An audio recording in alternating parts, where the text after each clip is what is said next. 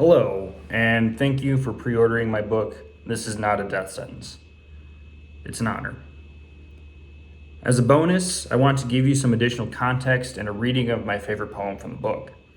Since I am a teacher, I want to always be imparting something useful, whether that is in the form of a lecture or an understanding of a life experience.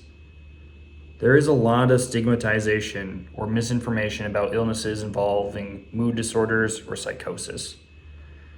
This book does not attempt to shed any kind of precise medical perspective on the symptoms or development of illnesses on the schizophrenic spectrum. I'm an English teacher, not a doctor. What this book does attempt to do is, 1, show the importance of getting help early and often, healthcare permitting, and 2, that in certain cases, illnesses like these can be partially recovered from, and life can continue. At the point of saying this, I am now a tenure-track professor at Concordia University, Chicago, and the program lead for the English department. I'm considered to be a high-functioning, organized, and dependable person. This wasn't always the case. Nowadays, my symptoms are more manageable after years of learning how to do so. Sometimes I can go entire days without any symptoms reminding me of my diagnosis. Sometimes I can't. But I do have systems in place when those days come. I know that my natural inclinations gravitate toward disorder, isolation, and self-destruction. As such, I've spent a lot of time and energy working on organization systems, routine, exercise, socializing, and sleeping for as long as my body lets me. Yes, it takes considerable work for me to fall and stay asleep. Yet, if my most persistent symptom is mere sleep deprivation, I will take that any day over hallucinations or suicidal ideation. I am living what I consider to be a very happy and comfortable life, and sometimes I kind of feel bad about that. Like there's a survivor's guilt knowing that there are others, like those in my own family, who had it much worse. But even this admittedly irrational thought can be useful. It warns me against trying to be a spokesperson for the whole spectrum, since I have not endured the worst of it. Every person diagnosed is different. Every person has an asterisk. The most positive thing I can do in my role is stress the necessity of understanding the person's potential to be more than a diagnosis. For both the people who care for those with schizophrenia and its offshoots, and the person actually suffering from the illness, you both need to understand that there is a person who needs help, not a diagnosis that needs to be buried. That all being said, I'll move on to the context for the poetry reading. My favorite poem from this book is called Laniakea. Growing up, I had a difficult time talking to people, especially girls. I wasn't very good at social situations, and I catastrophized even casual conversation. You don't need to have a diagnosis to fall victim to this kind of thinking during puberty, but the symptoms piled on additional obstacles. There were a series of girls I had crushes on, sometimes spanning years, that I never, ever seriously talked to. The longest crush spanned from 8th grade until my senior year of college.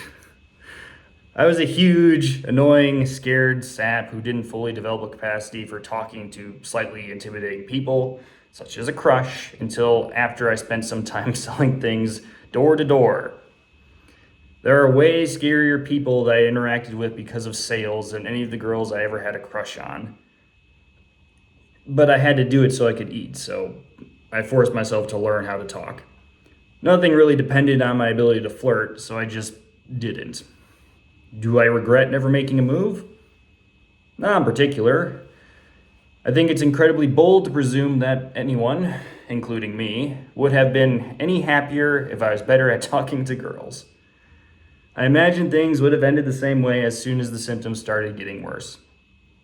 That all being said, I like the idea of love, but I have made peace with the fact that I am probably not cut out for it due to the reasons depicted in this book. So then, why is Laniakea my favorite poem that I've written thus far? After all, I consider it a love poem, and I notoriously hate most depictions of romance in stories. And I just said that I don't think I'm built for it in the first place. Well, if I must force an answer to that, it's likely the bittersweet fact that an illusion made me incredibly happy for as long as I believed it. I felt so alive because of something that was never even real and imagined almost entirely in my head. I don't know if that's a good or a bad thing. The bad is obvious, that I'm prone to being caught in false realities, of course. But to me at least, there's something ineffable that I, an overbearing skeptic, was easily made happy by a relationship that never existed. Even now, I am still made happy by the fact that these people existed at all, and that I was molded positively from watching them be kind from afar. My delusional romances got me out of bed in the morning. The compelling idea that I could even be near these people was stronger than my impulse to commit suicide. I wanted to keep existing because they were here, regardless of whether my romantic fantasies ever materialized. They were alive, and that was good enough for me. This poem, Laniakea, and several of the poems in the first section of this book conflate all of these crushes into one dubiously named idea. And then that name changes to Gretchen when I start acting more like Faust, carrying an unseen Mephistopheles around with me. The poem is a thank you to these people, and even partially to the delusions. As bad as the delusions could be at times, they did keep me alive too. Again, I don't really know how to feel about that, since both the delusions and the suicidal impulses likely stemmed from the same place. Nevertheless, I don't need the delusions anymore to keep me alive. But I sure as hell needed them then. So, here is a reading of Laniakea. Laniakea. Though this is a delusion, I know your fingerprints, and how they recount your past, since they are not far off from other identities and timekeepers of nature, like tree rings, a unique complexity shared. And all these patterns help me pinpoint time, dog ear specific moments, like when I ran my hand through your hair last night. It streaked your hair in the night, and shimmered like a waterspout, offsetting our momentarily untangled lives. Your hair, caught in my fingers, filaments. They all sprout from your skin and wait for our lives to be combed apart again. But I want the intersect. I like seeing your bedhead before the sun's behest of light, and the night's bonfire smoke still caught in your hair. You fell asleep again, this time on my couch. Though you still refuse to tell me your real name, I have to call you something. So, you will be Laniakea, because your cardigan reminds me, an image of space I once saw. Your clothing, and probably space too, a hand me down, evident from fibers fraying out and shocking the beams of quiet light with the reflective tendrils of autumn. These filaments woven together like chlorophyll tattooed leaves for an hour of color, all of which are caught in my retinas, your image, reversed, flipped along the synapses, clusters of gray matter, syncopated with my anticipated future lives.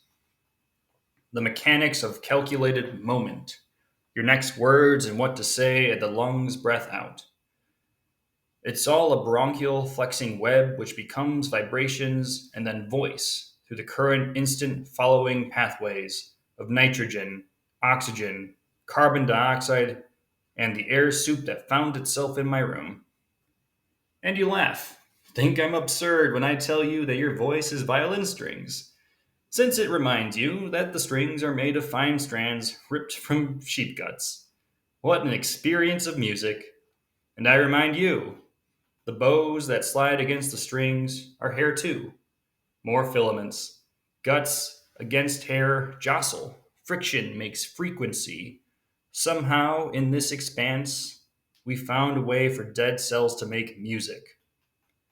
Though this is a delusion, it is the most alive I have ever felt. I lead you outside through your protests. You think you need to scrape the bristles against your teeth, need the teeth of a comb to untangle your hair.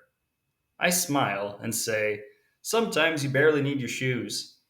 Sometimes you need to see filaments to firmament, like the lens of God sitting on bespeckled wet grass, words we can see exchanged in the chilled air soup as we sit outside looking into the forest. Everything still dripping from the prior night's storm. It put out our bonfire.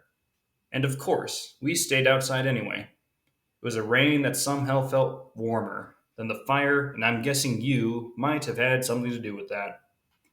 You say your astigmatism scatters the sun's light into looped strings.